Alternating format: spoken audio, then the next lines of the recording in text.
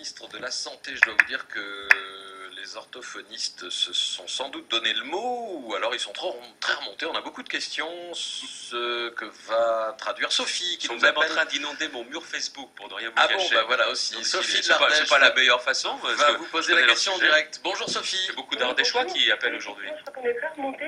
La question, c'est de savoir pourquoi la méthodologie qui avait été indiquée par nos ministères de tutelle, l'enseignement supérieur et la recherche et la santé il y a quelques années, qu'on a suivi à la lettre et qui a abouti à la conclusion que notre niveau de formation initiale doit être le master, ça a été accepté par l'enseignement supérieur au printemps et la santé traîne des pieds alors que plus de 10% de la profession était dans la rue le 6 octobre.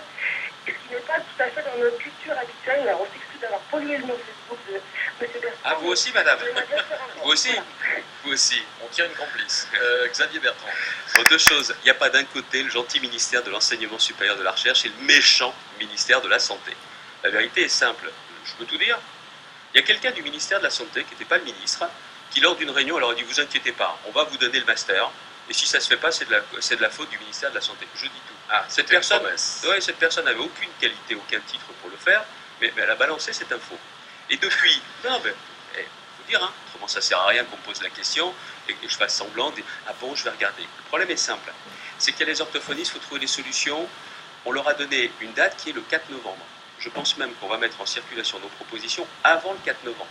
Sinon, mon mur Facebook ou pas, ça ne change rien et ça n'accélère pas mon calendrier. Le vrai sujet, c'est que les orthophonistes, est-ce que leurs demandes sont légitimes? Oui. Mais moi, je dois regarder au-delà des orthophonistes. Parce que si vous réglez uniquement le problème des orthophonistes et pas des autres professions, les autres vous disent « Et pourquoi il y en a que pour les orthophonistes ?»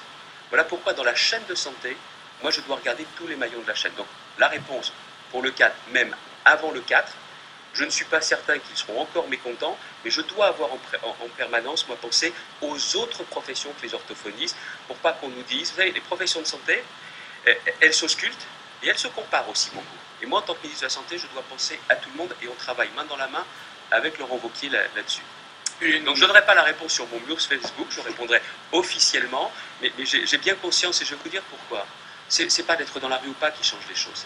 C'est parce qu'on a besoin du rôle des orthophonistes dans notre système de santé. C'est aussi simple que cela. Et la demande d'avoir plus de qualifications, d'aller jusqu'au master, bien sûr que c'est une demande légitime.